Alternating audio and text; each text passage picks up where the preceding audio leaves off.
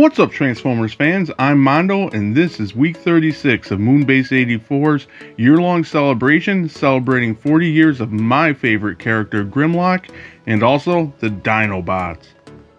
This is the latest I've ever been with our weekly celebration, but that's because I've been fighting one of my greatest enemies lately, and that is the dreaded overtime. But here we are, so let's jump right into it. For this week, I'm going to share with you my worst to first list of Grimlock appearances in media.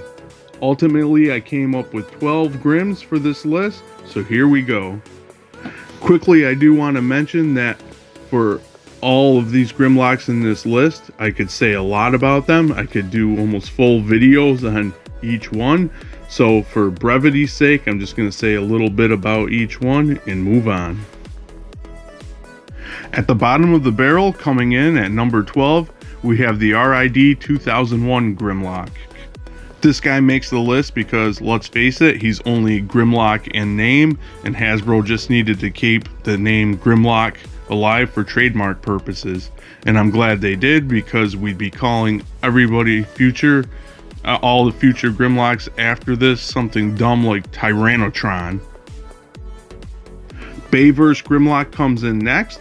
I've said that I've come around on the Bayverse Dinobots a bit, but besides coming in at the end of the Age of Extinction being all badass, Grimlock had zero characterization in the Bayverse.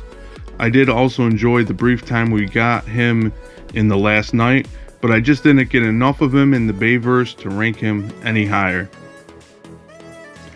Number 10 will probably upset some people for being so low, but my list means my opinion, so at number 10, I've got the G1 Comic Grimlock. This isn't because he doesn't line up with the cartoon. I enjoy a more intelligent take on the character. What I didn't like about this Grim was his tyrannical rule of the Autobots, even going as far as putting them in torture devices. That screams more Decepticon than Autobot to me. Earthspark Grimlock is my number 9. Again, he was underused in the show, and just like the show, he had potential that didn't pan out. What we did get was an interesting Grimlock who struggled with anger and his primal side, but managed to control it enough to mentor the newest Dinobot, Jawbreaker. Sadly, like every other Transformer in the show, he was shoved to the side for the kids' cheap Power Ranger imitation. Cyberverse had a very interesting take on Grimlock.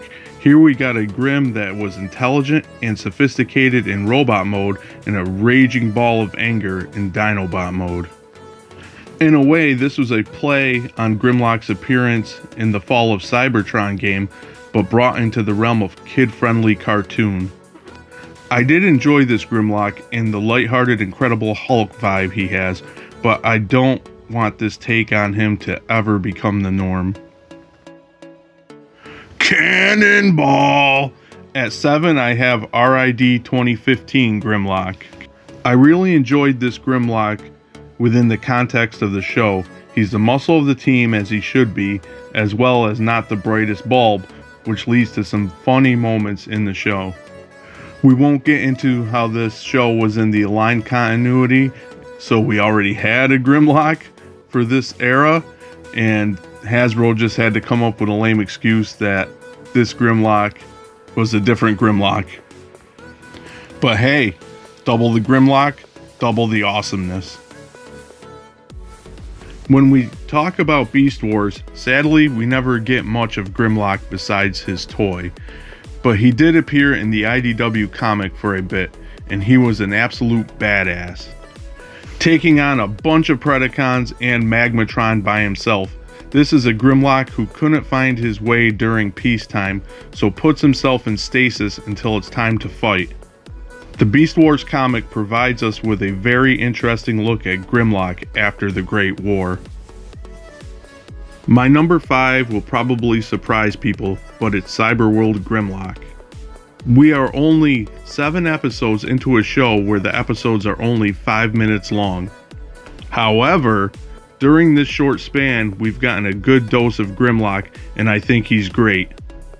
He's big and powerful as he should be, and this show uses his arrogance that he's known for to make him a bit of a blowhard.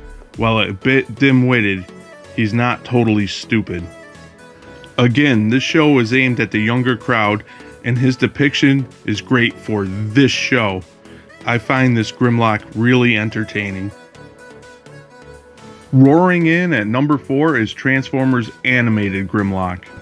This take on Grim is a straight-up modernization of G1 Grimlock, and I love it. It took a minute, but I came to love the unique aesthetic of the Transformers animated show, and I think Grimlock looked fantastic. One of my favorite episodes is where Grim and Prime have to work together to save Black Arachnia. It was a great comical take on the often depicted rivalry between Prime and Grim. Now it's time to talk about the G1 cartoon. If you're old like me, the G1 cartoon Grimlock was most likely your introduction to Grimlock more so than the G1 comic. Here we get the OG, the classic Grimlock, the extremely low intelligent, arrogant renegade that respects nothing but strength. That unfortunately was reduced into shameless comic relief after the '86 movie. Hasbro's doing that to Grimlock lowered him on my list a bit. In some ways, he became a different character. But I really don't have the right to complain about that because that kept Grimlock in the show and kept him endearing to us as kids and helped make Grimlock the icon that he is today. But Grimlock is so much more than cheap laughs, as we see in my number 2, IDW's comic Grimlock. Admittedly, I'm still working on reading through the IDW comics, but I've read enough to confidently place Grimlock so high on the list. Or rather, this version of Grimlock, I mean. Starting off, his Dino mode is an awesome and accurate to how a T-Rex looked. This Grimlock is the intelligent renegade version. He's willing to get the job done at any cost, even going so far as to blowing himself and his team up to take out Shockwave. His arrogance is his undoing, and his actions caused a rift between him and the Dinobots. This makes for a cool dynamic. As I continue delving into the IDW comics, I can't wait to see what Grimlock's ultimate fate is in these comics. But as I said, I've read enough to confidently place this Grimlock so high. So that leaves us with number 1, and for me, it can only be the Fall of Cybertron game and comic Grimlock. For starters, Shockwave often seems to factor in the origin of the Dinobots. The Fall of Cybertron universe goes even harder by Shockwave actually creating them through his twisted experiments. Grimlock is affected the most by these experiments, and if you want to know more, I have videos covering the Fall of Cybertron comics in past 40-year celebration Grimlock and the Dinobots videos. For now, let's just say that this universe explains and gives us a bit of a mix of Grimlock depictions. He's an intelligent, loyal commander of his team, but the experiments messed with his mind, at times making it hard for him to think. This also messes with his speech, giving us that "me Grimlock" flair. Again, this Grimlock's arrogance led to his issues. He defied orders and he paid for it, but in this case he feels guilty to leading his team into ending up being caught and experimented on. The Fall of Cybertron Grimlock is the beginning of getting a Grimlock character trait that we see after the Fall of Cybertron, his struggle with his anger. When he loses control, he transforms into his raging T-Rex mode and crushes everything in his path. The other Dinobots do whatever it takes to calm him down and bring him to his senses. So much story potential for this iteration of Grim. That is my worst to first ranking of Grimlock's media appearances.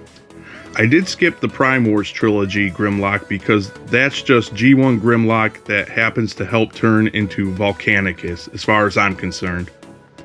I also want to note that this list is ever changing. My opinions on some of these fluctuate here and there, especially in the middle ranks. Either way, I'm sure your list is different, so feel free to share them with me in the comments below. With that being said, week 36 of our year-long celebration celebrating 40 years of Grimlock and the Dinobots is in the books. I have a fun one for next week, so make sure to check that out as well as our other content. Until then, thanks for docking.